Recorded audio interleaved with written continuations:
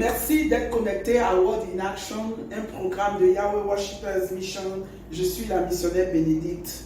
Dans les deux vidéos passées, nous avons parlé de partie 1 et de partie 2 des 19 preuves concernant la fin de ce système des choses du monde.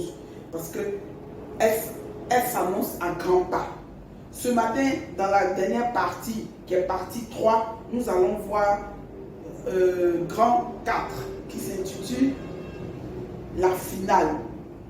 Vous voyez, quand on va dans un match de football, on est à la finale et puis tout le monde est là excité comme ça. Chacun se prépare pour la finale. La finale, là, ça va venir. Ça va venir. Et comment est-ce que la finale, qu'est-ce qui va se passer à la finale? C'est ce que nous sommes là pour vous annoncer. Ok, la finale, la fin des temps, il y aura un jour final. C'est le jour qu'on appelle le grand jour de Yahweh. Le grand jour, le dernier jugement, parce qu'il y a plusieurs étapes de jugement. On va en parler. D'accord? Donc, les suivants, ce que je vais, les catégories, les différentes catégories, groupes de personnes que je vais énumérer tout à l'heure, sont ceux-là qui iront justement dans le feu éternel, dans le lac éternel du feu. D'accord? Nous avons numéro 1, la bête sauvage, le faux prophète et Satan lui-même, le chef de ce monde, le Dieu de ce monde. Révélation chapitre 20, verset 10. Matthieu chapitre 25, verset 41. Ésaïe chapitre 16, verset 11. Pas Ésaïe, plutôt Jean chapitre 16, verset 11. Et Ésaïe chapitre 14, verset 15. Numéro 2. Ceux qui vont suivre après cette vague, cette première vague-là, c'est ceux qui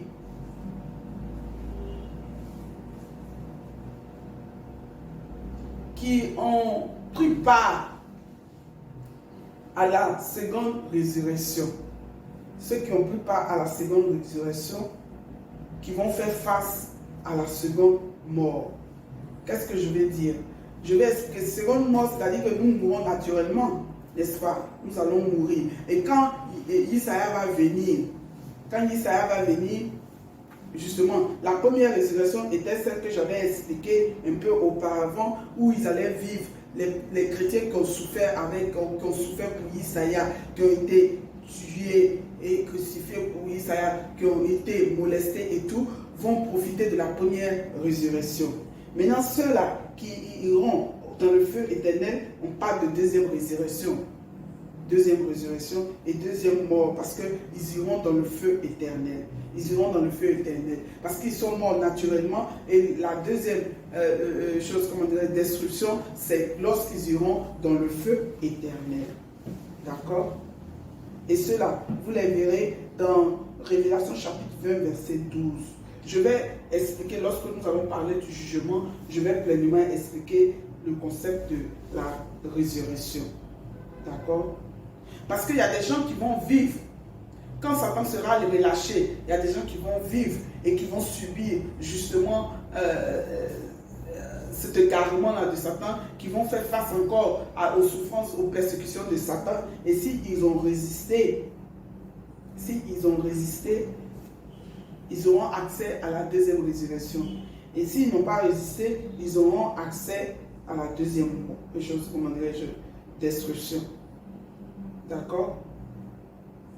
Je sais que c'est un peu flou, mais vous allez comprendre. Vous allez comprendre parce que je n'ai pas le temps d'expliquer amplement. Vous allez comprendre à la prochaine fois. Mais retenez qu'il existe deux étapes. Première résurrection et deuxième résurrection. Première résurrection avec les saints, avec ceux qui ont souffert avec le Christ. Et deuxième résurrection pour ceux qui se sont repentis peut-être quelques minutes avant la fin de leur passage sur cette terre-là, ou ceux qui ont accepté le Christ justement à la dernière minute. C'est ceux-là dont on parle pour la seconde résurrection, parce qu'ils viendront, la résurrection prendra effet 1000 ans après, 1000 ans après, et après encore le court temps qui sera réservé à Satan pour encore venir persécuter le monde. D'accord? Et maintenant, quand on parle de seconde mort, on veut dire que, comment dirais-je, la première fois que nous mourrons naturellement, ça c'est naturel. Maintenant, si nous n'avons pas obéi à la parole et que nous ne faisons pas partie de la vie éternelle, ce que je prie qu'il ne soit pas notre portion, nous allons aller dans le feu éternel. C'est ce qu'on appelle la deuxième destruction. D'accord? Troisième vague de personnes comment dirais-je, qui ira dans le feu éternel, c'est ceux qui n'ont pas leur nom trouvé dans le livre depuis le commencement. Oui, il y a des gens que leur nom n'a pas été écrit, n'ont jamais été écrits dans le livre de vie parce qu'ils ont été destinés à la destruction. Révélation chapitre 20 verset 15. Et quatrièmement, finalement, groupe de personnes ou de choses qui iront dans le feu éternel, dans le lac éternel, c'est la mort et le tombeau. Oui, ils seront jetés là-bas. Révélation chapitre 20 verset 14. C'est pour cela que à la fin, après cela, la fin de ce système des choses passera. On ne parlera plus de ce monde, on ne parlera plus de Satan, on ne parlera plus des souffrances, on ne parlera plus de la mort, des maladies, des pleurs, de toutes sortes de persécutions, des guerres et tout. On ne parlera plus jamais de cela parce que le monde actuel partira avec toutes ces choses-là pour faire place au nouveau monde qui est quoi? La vie éternelle, le paradis sur terre. Et oui, la majorité des hommes, je vais anticiper sur un autre sujet, la majorité des hommes qui auront accès à la vie éternelle vivront sur cette terre-là, le paradis sur cette terre-là. Nous tous, nous n'irons pas au ciel. Il faut que vous sachiez cela. Nous tous, nous n'irons pas au ciel. Je vous le dis en vérité. D'accord? Donc prions que nous luttons. Prions et luttons afin que nous fassions partie de cette vie éternelle. Et mieux que nous faisions partie de la première résurrection qui nous donne accès aux 1000 ans avec paix, avec Isaïa sur cette terre-là en tant que roi et reine. Pendant que Satan est enchaîné, ouf, ça serait un gros ouf.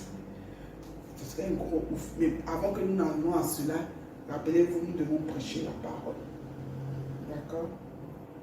Nous devons prêcher la parole. Donc, les souffrances que nous vivons aujourd'hui nous font croire que la fin du monde ne viendra pas. Non. Vous ne voyez pas que Satan est en train de se dépêcher. Avant, il fonctionnait avec un voile. Mais maintenant, il s'en fout. Il travaille, il opère de manière ouverte. Ils font même de la promotion, ils évitent les gens, ils font des conférences. Les sectes s'associent, ils font des publicités, ils ont des affiches un peu partout. Les agents de Satan, c'est-à-dire les hommes qui ont décidé de signer des pactes avec Satan, se dévoilent, ils ne font plus les choses cachées. Les signes sont palpables. Les symboles sont là, les symboles sataniques sont là. Ils le font ouvertement aujourd'hui. Pourquoi? Parce que nous sommes dans les derniers jours. Rappelez-vous que 1000 ans sur la terre et un jour au ciel. Peuple de Dieu. Peuple de Dieu. Ne vous laissez pas tromper, ne vous laissez pas égarer. D'accord? C'est pour cela que Isaïa, quand il est venu dans Matthieu chapitre 4, verset 17, il a commencé à prêcher la parole. Il a commencé à prêcher en disant que repentissez-vous, le royaume des cieux est proche. Parce qu'au ciel, il y a 2000 ans, comment dirais-je, passé seulement 2 jours. 2 jours. Donc tout le monde s'attelle. 2 Pierre chapitre 3, verset 8. Donc, quand même nous ne savons pas le jour ni l'heure, nous avons au moins une idée de la période. Il nous a révélé ça dans Daniel. Avec les 3300 jours au ciel, qui veut dire 3300 ans sur la terre. Avec aussi quelques passages de révélation. Quand on fait les calculs, on se rend compte que nous avons seulement pas plus de 600 ans à vivre. Mais nous ne savons pas le jour exact. D'accord? Donc j'espère que maintenant vous avez eu une claire compréhension. Pourquoi est-ce que Isaïe n'est pas encore de retour? Pourquoi est-ce que le monde n'a pas encore pris fin? Parce qu'il y a certaines étapes qui doivent être accomplies. Rappelez-vous que nous servons le Dieu de vérité. Nous servons le Dieu fidèle. Donc quand sa parole sort, il a dit dans Jérémie, chapitre 55, verset 11, que lorsque sa parole, ce qu'il dit, il l'accomplit. Elle ne retourne pas, sa parole ne retourne pas à lui sans accomplissement. Ceux pour lesquels il a émis cette parole-là doivent forcément s'accomplir. Et il a dit dans Jérémie chapitre 1, verset 12, qui se tiennent à sa parole. Donc comprenez que toutes ces étapes-là doivent prendre place d'abord avant que la fin du monde n'arrive. Mais en attendant, la fin de ton monde, c'est le jour où tu ne seras plus. Si aujourd'hui je meurs, c'est la fin de mon monde. Donc il faut qu'on s'attelle à la parole. Il faut qu'on s'attelle à la prédication. Il faut qu'on s'attelle à l'évangile. Il faut qu'on gagne des âmes. Il y a beaucoup d'âmes qui sont dans le monde qui appartiennent à Christ et qui doivent venir s'ajouter au troupeau. Donc, faisons notre travail, notre mission, et Père et son Fils nous bénira. Merci pour votre temps et à bientôt dans les prochaines vidéos. Que Dieu vous bénisse.